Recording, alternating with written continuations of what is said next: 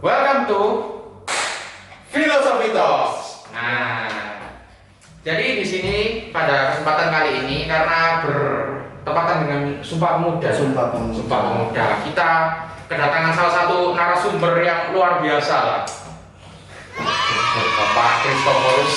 Halo. Yang sudah nggak asing ya untuk keluarga WM itu. Yang sudah nggak asing untuk keluarga WM, sudah namanya itu sudah legenda di fakultas kita itu. Udah berapa lama itu? Vincent itu pinter ya itu. Oh iya. Nah, kali ini dengan Pak Kristo kita akan melakukan bincang-bincang sedikit lah soal Sumpah Pemuda itu seperti apa ya. Yang juga nanti akan dipandu oleh teman saya. Siapa namamu? Banyu. Tirto. Oke. Tenang kemarin.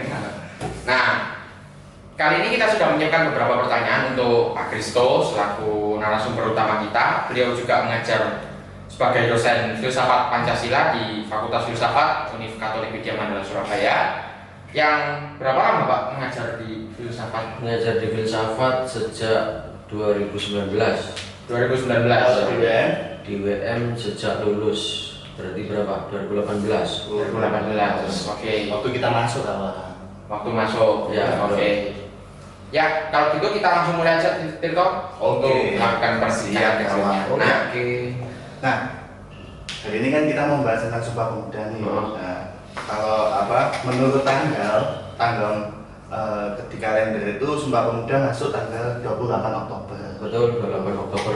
Nah, kita mau tahu nih bagaimana sih sejarahnya, mengapa kok ada Sumpah Pemuda? Sumpah Pemuda ini kan sebenarnya hasil dari kongres ya, gitu. Kongres Pemuda yang kedua sebenarnya itu. Jadi hasil Kongres Pemuda yang kedua itu mereka deklarasi Sumpah Pemuda. Tapi judul pertemuannya sebenarnya adalah Kongres Pemuda.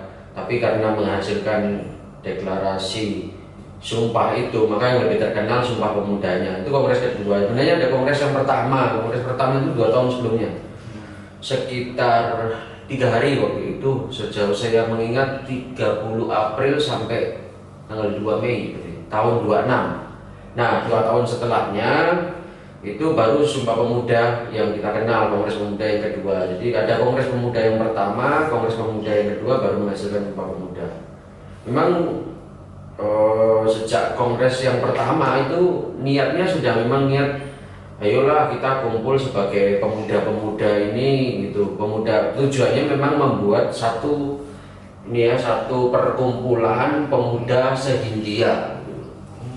Jadi memang mau buat perkumpulan pemuda se-Hindia yang dari kelompok masing-masing tentunya kan mereka lebih erat ke daerahnya ya gitu. Kumpul-kumpulan kayak ada Yong Jawa, Jom Java, Jom Celebes, ada Jom Islameten juga pemuda Islam juga ada. Terus perkumpulan yang para mahasiswa yang dari Belanda itu Perhimpunan Indonesia. Sebenarnya ini rangkaian kok gitu, rangkaian panjang dari memang peristiwa yang membuat mereka ingin kongres itu buat satu perkumpulan pemuda se-India itu adalah sebenarnya dengan adanya Budi Utomo tahun 1908. Budi Utomo itu kan dibentuk, kemudian lalu yang lain itu mulai terpacu, yuk kita buat kumpulan-kumpulan orang muda. Sudah buat tuh mereka masing-masing di daerahnya. Nah tapi kemudian ada dorongan lagi, yuk buat yang satu gitulah, pemuda ini gabung bareng se-Indonesia yang se-Hindia waktu itu, sebelum Indonesia se-Hindia kita buat perkumpulan orang muda udah gitu. Nah jadi begitu, lalu ya kemudian memang visinya kan itu ya, visinya adalah bagaimana kita bersatu sebagai orang muda. Cita-cita tentang Indonesia sudah ada, tapi waktu itu tidak muluk-muluk, visinya hanya yang penting pemuda Indonesia kumpul dulu. Memang kemudian dibahas gimana ini nanti untuk para pemuda ini juga membicarakan kalau Indonesia mulai nanti jadi Indonesia yang merdeka gitu. Oke. Ya, jadi Sumpah Pemuda ini kalau bisa dibilang itu punya sejarah yang cukup panjang juga. Panjang sejarah yang kemudian harus dilihat dengan keterkaitan dengan pergerakan nasional ya. Mulai Budi Utomo, lahirnya Budi Utomo itu tonggak pergerakan nasional lebih dikenal begitu, karena mulai ada organisasi dari orang-orang pribumi sendiri gitu. Oke, yang apa ya? Kalau saya bilang ini Sumpah Pemuda ini juga jadi suatu bentuk cita-cita awal dari bangsa Indonesia untuk mencapai kemerdekaan. Apa benar bisa dibilang gitu? Nah, kalau cita-cita awal mungkin sebagai potensi, sebagai cita-cita, imajinasi, iya pastinya gitu. Jadi sebagai imajinasi orang-orang muda yang penting muda-muda ini kumpul dulu karena pergerakan kita bisa terjalan, bisa kemudian bisa mencari visi atau mengupayakan visi yang lain itu kalau kita kumpul dulu. Kumpul jangan sebatas ke daerahan, makanya yang penting di Sumpah Pemuda itu kan sebenarnya ada hal yang kemudian tak terungkap tapi penting, yaitu apa? Perubahnya pola pikir dari yang kedaerahan ke pola pikir kebangsaan mulai.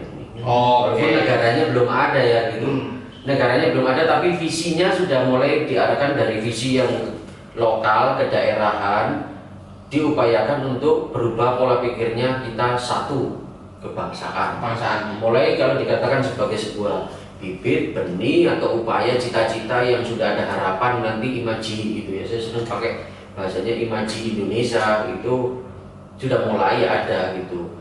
Nah, maka itu kan mereka kemudian mikirkan begini, imajinasi kalau Indonesia nanti akan ada, kita negara yang merdeka, apa nih yang mau disatukan gitu, apa dulu yang bisa mengikatnya.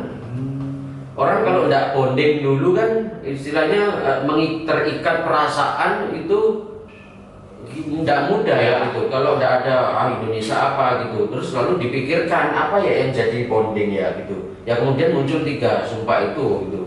Jadi satu bangsa, satu tanah air, kemudian satu bahasa gitu. Yang itu sebenarnya di puncaknya adalah menurut saya sih yang mengikat itu ya bahasanya dulu gitu. Jadi kita perasaan sebahasa gitu. Padahal waktu itu karena gini, padahal yang menarik kan bahasa pergaulan anak-anak mudanya itu adalah bahasa Belanda. Ya, Bahasa pergaulan itu bahasa Belanda. Jadi kongres pertama pakai bahasa Belanda. Tapi kongres kedua mereka sudah mulai tahu strateginya bahwa bonding ini harus di bonding supaya kita orang-orang Indonesia itu pemuda-pemudinya mau diajak untuk gabung adalah bondingnya yang dibangun waktu itu adalah kita satu bahasa Melayu tentu waktu itu. Maka dipaksakan waktu Sumpah Pemuda itu mereka memaksakan diri untuk saya kita waktu kongres ngomong bahasa Melayu lah gitu kan. Belepotan pasti. Cuma memang malah di beberapa di sekolah itu ketawain gitu. Sudah jangan maksa ngomong bahasa Indonesia aja. Ya pakai bahasa Belanda aja kayak kita kalau mau ngomong misalnya baru belajar bahasa tertentu ya, bahasa asing tertentu, terus kita gaya-gaya ayo kita coba percakapan pakai bahasa ini yuk gitu. Terus kan lama kok lucu juga ya gitu. Iya. Terus gitu ya kan akhirnya kan sudahlah bahasa Indonesia aja. Iya, gitu. Tapi yang karena dorongannya adalah dorongan memang ingin kalau tidak dipaksakan tidak ada bonding nih kita gitu. Jadi ingin mengikat perasaan bondingnya supaya terikat, ada imaji bahwa Indonesia itu mudah dicapai nanti ketika merdeka itu mudah bersatu dan nanti meraih kemerdekaan itu gimana mulainya ya dari bahasa. Iya, bahasa yang mengikatnya gitu. Berarti bahasa ini kan kayak semacam waktu di Sumpah Pemuda itu kayak berusaha memunculkan bentuk identitas itu. Betul. Identitas kalau ya kita ini nggak ikut Belanda, kita ini punya identitas sendiri. Jadi mulai dibangun ke identitas keindonesiaan itu yang bisa menyatukan kita apa? Karena Anda belajar ya kalau di beberapa belajar kita itu lebih dulu berbahasa daripada bernegara. Manusia itu berbahasa dulu baru berwilayah. Iya. Jadi ikatan yang biasa karena komunikasi pertama kan manusia sejak kecil itu dengan bahasanya kan gitu. Ngomong supaya bisa dipahami, baru kemudian dia sadar akan wilayah kedaerahannya, saya hidup di mana gitu dan lain sebagainya. Tapi lebih dulu, nah itu yang dipakai strateginya, makanya bahasa dulu kita satu bahasa Indonesia gitu. Walaupun Indonesia waktu itu belum ada, tapi mereka ya bahasa Indonesia itu apa sambil jalan, mengambilnya banyak dari Melayu, banyak pakai bahasa Melayu.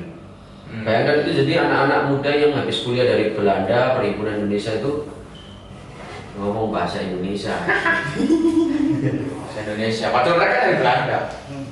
Tapi bahasa pergaulannya bahasa Belanda. Tapi unik sih idenya, dalam arti ketika pada waktu itu mereka berada dalam posisi yang berbeda-beda, begitu yang seperti yang dikatakan Pak Kristo, ada Jom Java, Jom Kata atau selanjutnya itu kayak sudah punya visi ke depan. Oh, kita harus bersatu, gitu. Mungkin ada sebuah kayak kesadaran gitu ya Pak ya, kesadaran bahwa kita nggak bisa selamanya hidup dalam perbedaan yang semacam kayak gini, begitu. Betul. Makanya itu untuk bersama sebagai, ayolah jangan daerah-daerah masing-masing. Gitu.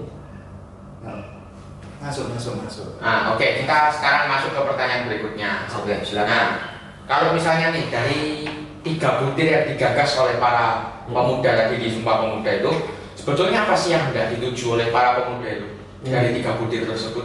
Yang hendak dituju memang upaya menyatukan. Niatnya yang praktis adalah membuat organisasi yang strukturnya satu, terpusat. Organisasi pemuda yang terpusat, jangan organisasi yang masing-masing gitu loh. Karena sekali lagi sejak Budi Utomo, oh bisa ya buat organisasi. Akhirnya daerah-daerah, pemuda-pemuda daerah itu buat organisasi. Tapi sudah buat kok nggak ada sambungannya, nggak ada ketemu, visinya itu masing-masing visinya, kemudian perjuangannya masing-masing. Ya sudah, itu dibuat. Kalau ditanya 3 butir itu visinya apa? Visinya ingin menyatukan dulu pergerakan pemuda. Lalu kemudian dengan visi itu ternyata bergerak jauh sampai kepada visi ingin menyatukan, punya visi bersama sebagai orang muda membawa bangsa ini nantinya itu merdeka. Oke. Jadi intinya pemuda itu punya kesadaran untuk bersatu gitu. Dia membuat persatuan yang lepas dari jajahan Belanda. Membuat ikatan dulu, ya, ikatan ini dulu ikatan supaya kalau kita sudah seneng ketemu Tirto, seneng ketemu Binjan, satu angkatan misalnya punya ikatan, jadi mudah untuk bersatu, mudah untuk kemudian bergerak kepada tindakan-tindakan langsung pergerakan yang lainnya gitu. Jadi memang ingin menyatukan visi dulu, persatu, menyatukan batin dulu, menyatukan imajinasi. Setelah itu baru kita mau ngapain ini. Oke. Tapi Pak, kalau boleh saya bertanya, itu kan pada waktu kondisi Indonesia masih dijajah ya Pak ya? Pasti, ya. Oleh Belanda. Dan ide ini sangat cemerlang gitu untuk visi ke depan. Tapi juga bagaimana dengan kondisi masyarakat pada waktu itu? Apakah masyarakat menyambut gembira akan Sumpah Pemuda ini yang digagas ini? Masyarakat umum ya? Masyarakat umum ya belum terlalu melek ini ya, politik ya, ini kan pergerakan politik ini. Masyarakat umum ya, makanya pemuda itu yang mereka lebih pemuda itu, kalau saya katakan sejarah Indonesia itu pemuda itu punya peran yang sangat penting dalam pembentukan struktur politik di Indonesia. Sejak dulu punya sejarah gitu. Kita lihat dari sejak Sumpah Pemuda. Lalu kemudian nanti kemerdekaan itu juga kalau tidak diculik sama pemuda-pemuda itu kan ada peristiwa penculikan Soekarno ke Anas Dengklok itu kan, mereka terus dipaksa untuk ayo segera proklamasi gitu kan. Jadi kalau masyarakat umum saya menangkapnya belum tidak terlalu melek politik ya gitu. Pemuda yang jadi pionir penggerak dari setelah proklamasi senang pemuda juga, mereka yang nyiarkan juga pemuda ini balik ke tempat masing-masing. Wih, Indonesia wis proklamasi gitu. Mungkin karena tidak terjangkau radio itu, balik ke tempat masing-masing. Indonesia sudah proklamasi, kita sudah merdeka. Pemuda juga yang nanti berupaya, lihat aja sejarah juga. Nanti terus kemudian Presiden Soekarno juga nanti di demo mahasiswa juga itu, terus kemudian walaupun ada unsur politis yang lainnya, itu peran pemuda juga. Nanti reformasi, lalu kemudian waktu reformasi Presiden Soeharto juga turun karena pemuda juga. Sejarah panjang pemuda. Sejarah panjang ya berarti. Oke. Ya, jadi kita akan ke pertanyaan berikutnya, Pak Kristo. Ini soal globalisasi dan budaya westernisasi yang zaman sekarang itu sudah pasti ada gitu. Nah, apa sih kira-kira pengaruhnya budaya-budaya baru ini kepada Sumpah Pemuda yang sudah digagas sekian lama itu?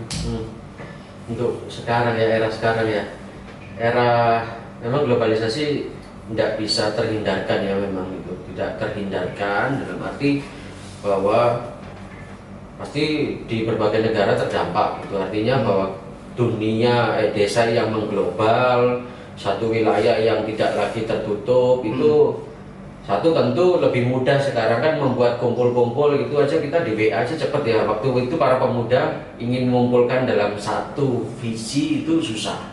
Sekarang tentu positifnya kita lebih mudah harusnya. Iya. Harusnya lebih mudah orang muda ketemu gitu. Kita aja di masa pandemi aja kalau nggak ketemu ya bisa lewat Zoom. Kita tetap artinya tantangannya lebih mudah mestinya.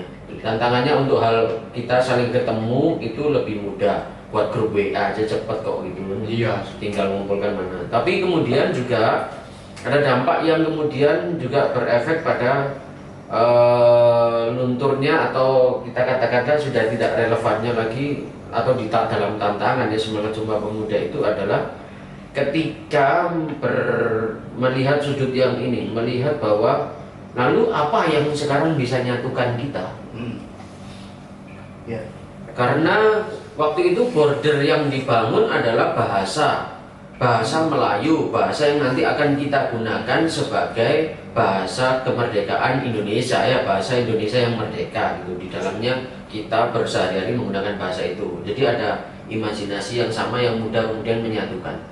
Karena pergaulannya ya pergaulan di Indonesia kan gitu. Betul. Tapi sekarang pertanyaannya pergaulan kita apakah sebatas Indonesia? Ternyata tidak. Globalisasi membuat pergaulan setiap anak, bahkan anak yang mulai dari kecil itu kan lintas, sudah tidak ada borderless ini, sudah Iya.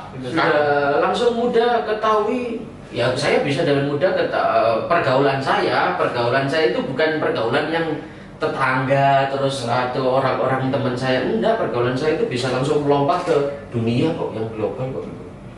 Kadang juga di aplikasi-aplikasi tertentu di sosial media itu juga ada aplikasi yang menyediakan kayak platform agar orang itu bisa mengenal orang di luar negeri gitu.